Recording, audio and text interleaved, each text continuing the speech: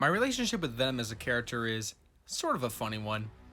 When I was getting into comics as a kid, I didn't read a whole lot of Venom stuff because I was deathly afraid of him. I grew up with Marvel's onslaught of animated shows from the 90s, so I was obviously a big fan of the Spider-Man animated series, and the intro always ended with Venom appearing with big old teeth and tongue flying around. He used to freak me out to the point where I would actually turn away from the TV at the end of the intro every time I watched the show. Keep in mind, this is a cartoon aimed at children, and this weird black xenomorph Spider-Man used to scare me terribly. But this transcended into not being able to look at images of him in comics either. I remember one time getting a stack of Marvel trading cards once. I go through them and suddenly there was a Venom card. I panicked and I remember my mom saying something like, "Alex, it's just a drawing, there's nothing to be afraid of." I eventually got over it, but a few years later, I read that Venom was going to be the villain in Spider-Man 3 and I realized, great.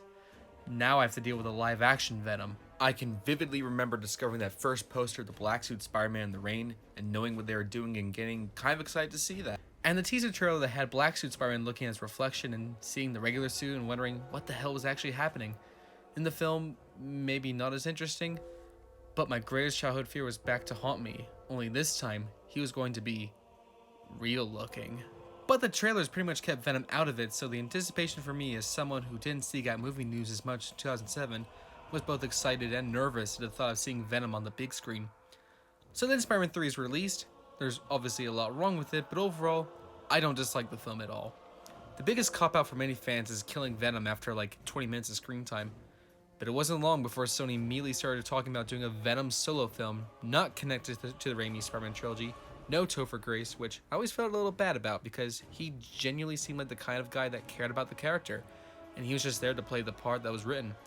I like the concept of him almost being an evil twin version of Peter Parker, but anyways, Sony and Avi Arad were looking at doing a Venom solo film detached from everything, even back in 2007. 2018 rolled around and it finally happened.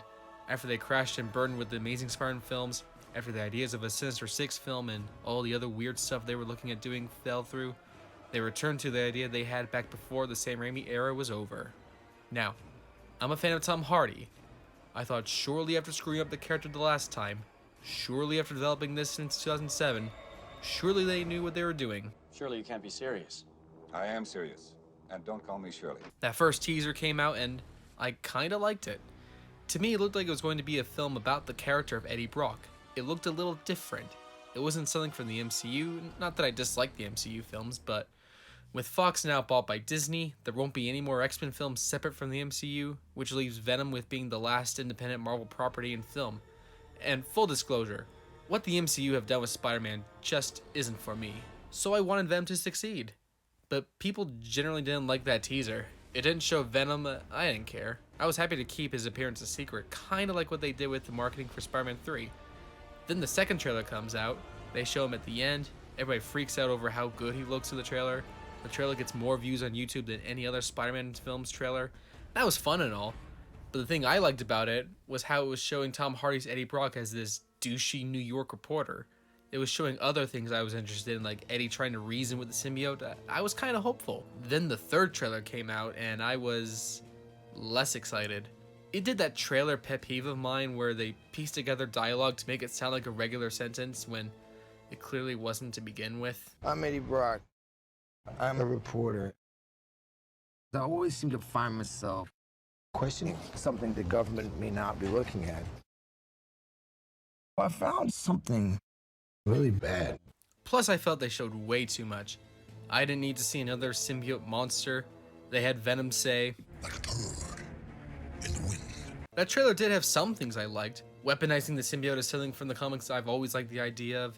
Venom licking that guy's face was straight out of my nightmares, and no, that's sadly not a joke. It's kind of interesting to me, though, how the marketing of the film shifted. The first two trailers were pretty subtle and hardly showed Venom, if at all. But then this one seemed focused on showing as much Venom as possible. People were still pretty split going into the film. A couple weeks or so before the film came out, I was scrolling through Instagram when a video popped up of Venom endlessly eating the camera. It made me jump, I wasn't expecting it. Then soon after, I was in the theater to see a film I really didn't like, and Venom's face popped up during a promo. Once again, it genuinely freaked me out. I put my head down looking away from the screen, my heart was pounding and I started sweating. I think I was actually having a panic attack from unexpectedly seeing a live action Venom on the big screen. Then he said, "We are Venom," and ate the camera again, and I knew I had a problem. How the hell was I gonna see this film when every time I unexpectedly saw the character, I was gonna turn to that scared little boy again?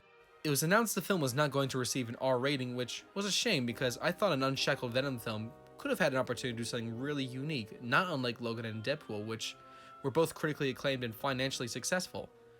But in the end, everyone discovered Venom through comics or cartoons or what have you that were also not rated R, so realistically, they should be able to tell a good Venom story with a PG-13 rating.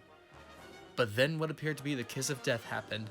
Venom's Rotten Tomatoes score was revealed. It obviously fluctuated over the week of its release, but boy oh boy was it not what you wanted to see if you were looking forward to this film. So Venom is finally released. There was weird marketing in the end, bad Rotten Tomatoes score. I went in skeptical for sure. Well, I honestly can't say I liked the movie. I don't know what to say. I wrote a review for it on my blog. I feel like everything has already been said at this point, except maybe this. As someone who was deathly afraid of Venom as a child, who was nervous to see him as an 11-year-old in 2007, who went into a panic attack as an adult seeing him in a promo for the film on the big screen, I was afraid of the character during this film 0 times. If anything, I feel like this film cured whatever phobia of the character was left in me. Whether it was lines like, "Oh my god, my legs were broken, now they're not broken. What is..." or, On my planet, I am kind of a loser, like you. or, Yeah, I'm sorry about Venom. or Tom Hardy sitting in a lobster tank. I don't know, I think the overall silliness of the film kind of killed the fear I had. There's one sequence in the film I did really like, and that was where Venom fought the SWAT team. It features a Wilhelm scream that's so obnoxiously loud that I'm pretty sure the director lost a bet.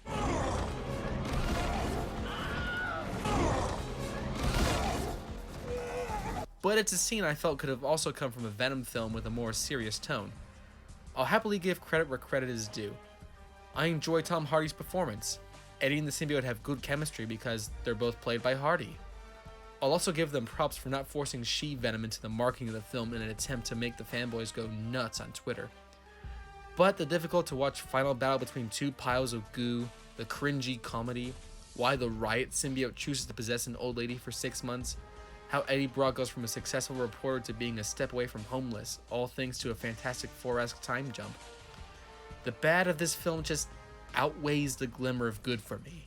I mean, remember that after credits scene? I actually joked with friends before seeing the film that I thought the credits scene would feature Clea's Cassie saying, "In the next one, I'm gonna be Carnage," and then wink at the camera. That's almost exactly what happened verbatim. When I get out of here, and I will, there's gonna be carnage. Also, did they borrow a wig from Ronald McDonald? What the hell is that? I guess to wrap this up, I really wanted them to succeed. And actually did financially. But when a film of this quality does this well, then nothing is going to change over at Sony. Who knows what the future of Spider-Man is? Like I said earlier, I don't care for the MCU's incarnation of Peter Parker, but I also don't want more films with the quality of Venom. There are rumors that Tom Hardy's Venom could cross over to the MCU's third Spider-Man film. While I'll believe it when I see it, you really have to think about this. The whole point of Venom's existence, his powers, basically everything that there is to him, is based solely on Spider-Man. When you have a Venom that starts out with having no relation to Spider-Man, is there any real point in having him cross over with Tom Holland? I don't know, just a thought. And did they learn nothing about forcing Venom into a third Spider-Man film without any rhyme or reason? Now, I thought Into the Spider-Verse was excellent, so maybe the future of Spider-Man film is bright. Sony immediately started announcing future animated Spider-Man films, and while there can be too much of a good thing, I'd love to see films about Spider-Man 2099 with Oscar Isaac voicing him, or Spider-Woman, or a buddy cop film with Spider-Man Noir and Spider-Ham. That would actually be awesome. But unfortunately, Venom absolutely destroyed any hope I had that Sony and Avi Arad had learned their lesson from the failure of The Amazing Spider-Man 2. Thanks for watching, guys, and as always, if you like this video, you can subscribe to my channel. I got that adrenaline. Venom.